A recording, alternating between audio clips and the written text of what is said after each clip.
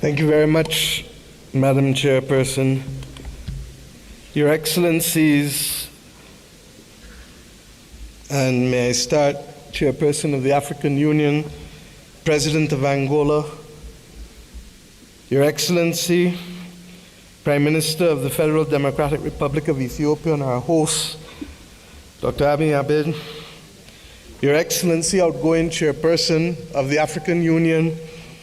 and President of the Islamic Republic of Mauritania, Your Majesties, Your Excellencies, Heads of State and Government of the African Union, and First Ladies present, Your Excellency, the President of the Palestinian Authority, Your Excellency Antonio Guterres, Secretary General of the United Nations, Your Excellency Musa Faki Mohammed, Chairperson of the African Union Commission, Your Excellencies, former heads of state and heads of government of the African Union, distinguished delegates, ambassadors, and guests all. I stand here clothed in the spirit of the battles of Adwa, conscious that it was that battle within 24 hours that shook the confidence of the powers of Europe, but inspired the people of Africa and the children of the African diaspora that good would prevail over evil and light over darkness, but only in the context of our unity. I stand here conscious that it was that battle that forged the beginnings of Pan-Africanism that eventually led to the movement for independence and the destruction of the colonial powers to give us not full development and power, but the first steps of political independence. I stand here conscious and buffeted by the dreams and works of the great Pan-African pioneers, and conscious that as a children of the Caribbean, we have long dreamt for the moment of unity with our brothers and sisters of Africa, a division that was secured by those whose success and survival depended on separation of us rather than on the ability for us to act as one common people.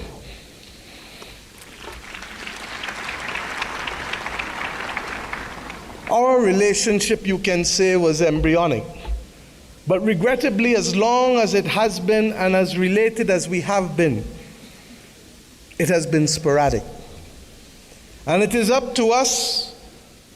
as the children of independent states to determine whether the history of separation shall be our future or whether the spirit of Adwa can be our inspiration to confront the challenges of a new world.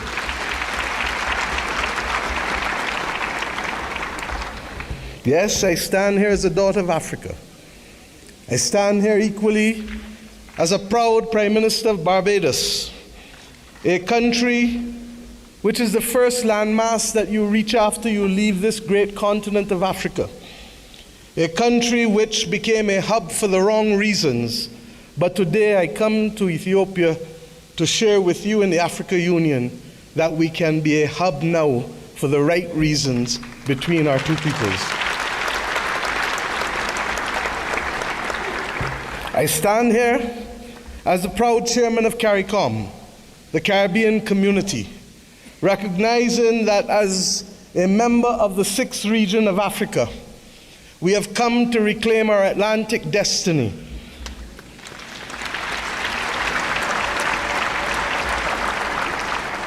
We have come to ensure that the very futures of our people are different and will not once again be determined by a middleman who will ensure that the Middle Passage is one that sees our people at the bottom of the ocean's floor of the Atlantic or in the fields of the plantations of the Caribbean, but instead that it will be a future that sees our people, hears our people, feels our people, and that will determine in future that it is we who shall forge the manner in which we cooperate, integrate, and invest, rather than simply being victims of a past history. I stand here equally as the chair of the V20, 70 countries across the world that are climate vulnerable, 40% of whom come from this great continent of Africa, recognizing that it is only through unity that we can confront the existential crisis of our generation, that of the climate crisis. The Secretary General of the United Nations has already laid out, ably so, many of the iniquities that we continue to face in spite of political independence. It was His Majesty Haile Selassie who popularized and told us that there shall be no first-class or second-class citizens, words popularized by Bob Marley, learned by all of our people without appropriately recognizing the context in which he spoke and the mission which must be ours for generations until it is achieved.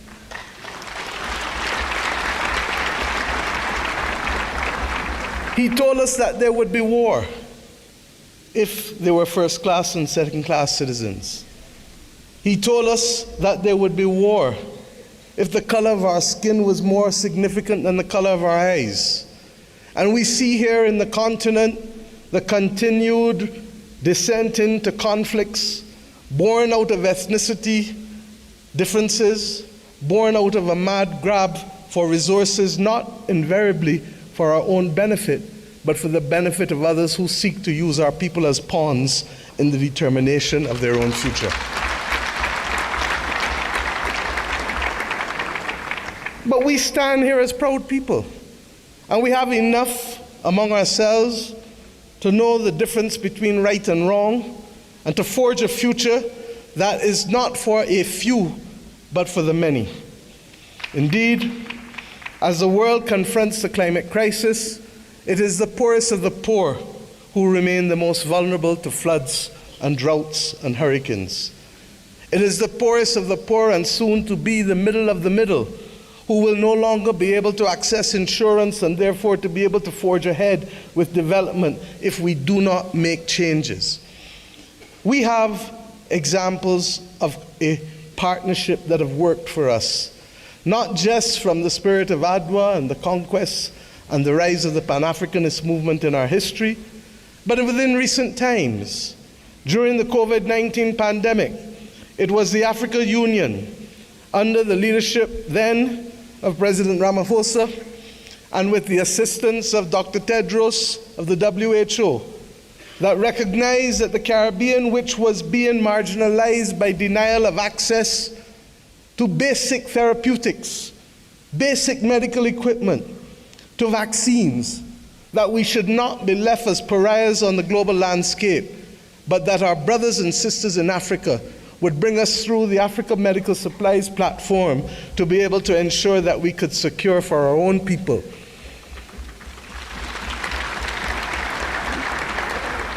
It was with the solidarity of many of you in the African Union that the Bridgetown Initiative has been able to take root and to make a case for a more modern and a fairer system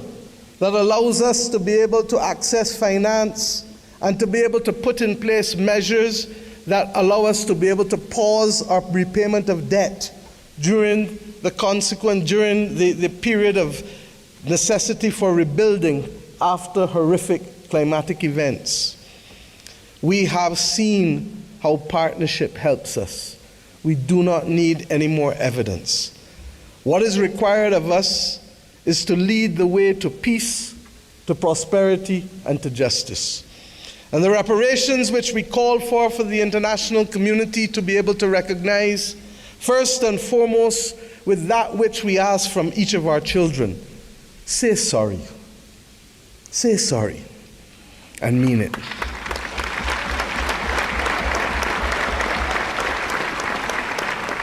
And after you say sorry, recognize that the future of the world is not possible without the stability of Africa and its diaspora. For as long as hypocrisy and double standards remain, it will be impossible to secure stability and peace in any nation across the earth. The reparations that we call for, beyond sorry,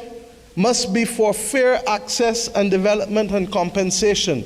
because we each started the journey of independence with a chronic deficit. A deficit of resources,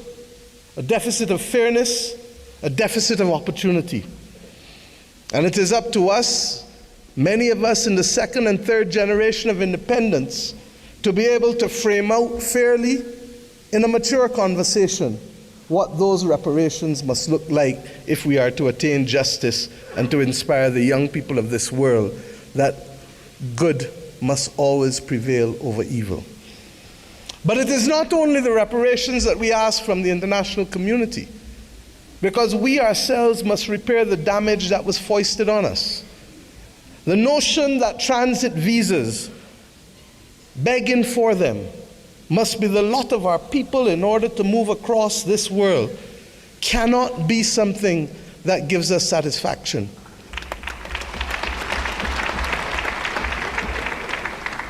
To go east and to go west, we are first forced to go north. It is not right. And it is not beyond the heads of government and heads of state, of the region, of the Caribbean community, and of the continent of Africa to determine that we must stop talking about, but simply do what is necessary to build the air bridges and sea bridges to guarantee that we control our destiny. I ask us to reflect on this because it is this simple act, apart from our music and our culture and our food, that will guarantee that it is not simply heads of government and heads of state that will meet in Accra or Bridgetown, but it is ordinary people who will be able to trade and to move from the closest point of Dakar to the closest point of Bridgetown, to be able to open up the opportunities that technically ought to be available not just simply through the Africa Free Trade Area or the CARICOM single market and economy, but through the combined opportunities provided by both. I ask us equally to recognize that in an era where AI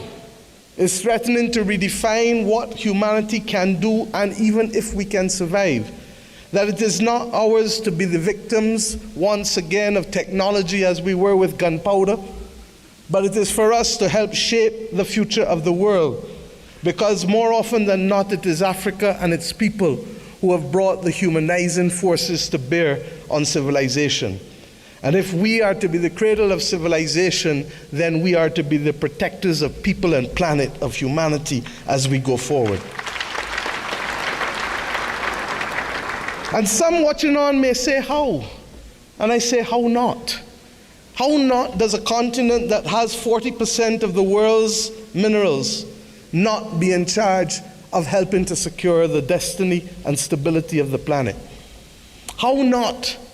does the numbers of our two communities, who constitute a third of the world's states, not act in singular purpose to forge the kind of world that we want and to be able to ensure that the institutions that deny access to us to hear our voices as reflective of the continent and of the small island developing states of the world, how do we not secure that admission, which is not only just, but a moral imperative if the world is to have stability in this 21st century? My friends, I ask you, how do we not secure this victory when 1 in every 5 and possibly 1 in every 4 persons on the planet will come from this continent and its diaspora? Those who lead today have a moral imperative, not just to our citizens in our own countries, but above all else, to unity. The spirit of Adwa demands of us that we recognize that even in the face of the greatest technology being foisted upon us, that we can rise and win if we act in unity. This has been a message not given by our generation alone, but by previous generations of African and Caribbean leaders. But we ask ourselves, why does it elude us? And the answer comes not from outside, but only from within. When I speak of the USA with affection, I do not only want to speak of that which is known in the Americas. I want to speak about that which ought to have been possible if the 1884 Berlin talks did not take place. The possibility of the United States of Africa, which is as diverse as India, which is as diverse as China in terms of ethnicity and language and religion, but which is entirely possible if we see not ourselves first, but we see the unity of ourselves together. This may be the cry of a naive and romantic daughter of Africa.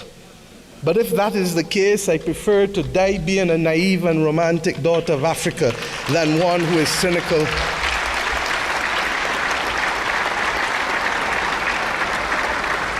and one who is daunted by the actions and power of others. We know what it is to stand in unity with you to fight apartheid and to fight for the liberation of the peoples of Africa. For when President Castro stood to send people from his own country to southern Africa to free your people, it was in my own country that the planes refueled, ensuring that that battle was possible.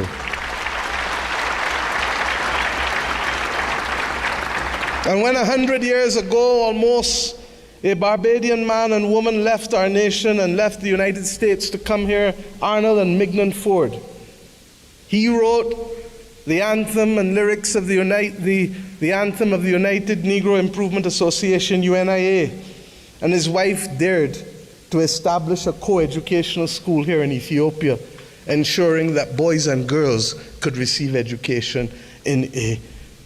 time and at a time when war was dominating the global landscape. They chose to see light rather than darkness. I ask us today, in tangible terms, that will allow our people to travel, that will allow us to pool our investments to ensure that the people of Africa not be denied the electricity that is so necessary as a platform for participation in the new world. I ask us not only to pool that investment, but to also ensure that we pool our voices, because there is too much division in this world today. There is too much war and there is too much conflict. And we know what precipitates and causes that. If we leave Addis Ababa with the commitment that the world is not going to be safe without a prosperous and stable Africa,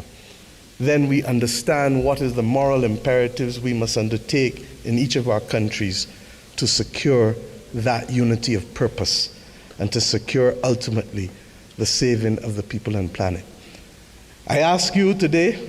to recognize that, and I thank Prime Minister Abiy Ahmed for agreeing that the first in-face summit of CARICOM and the Africa Union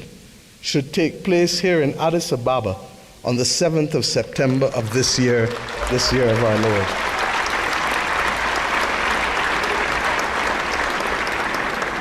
By that simple act, we build on the inaugural summit which took place virtually in 2021. But more importantly, we seek to regularize and to establish as a permanent point of interaction the unity of which I speak and call for. And I ask you as I leave this podium to recognize that we too in the Caribbean want to see you. Indeed, in my own country in Barbados, we will celebrate the Caribbean Festival of Arts, the 15th CariFesta, from August 22nd to August 31st. And we do so not only asking for those from Cuba and Bahamas in the north, to Venezuela, to Suriname and Guyana in the south, to Belize in the west and the Eastern Caribbean, to come together to express our commitment to each other creatively through food and fashion and music and dance and art and sculpture and talk. talk of philosophy, talk of religion, talk of who we are, talk of the future. I ask us to recognize that we celebrate this year our resilience, and that we do so not only asking the people of the Caribbean to come, but the people from whom we came here in Africa, in India, in China, and the continent to which we went, in particular in Central America and Latin America.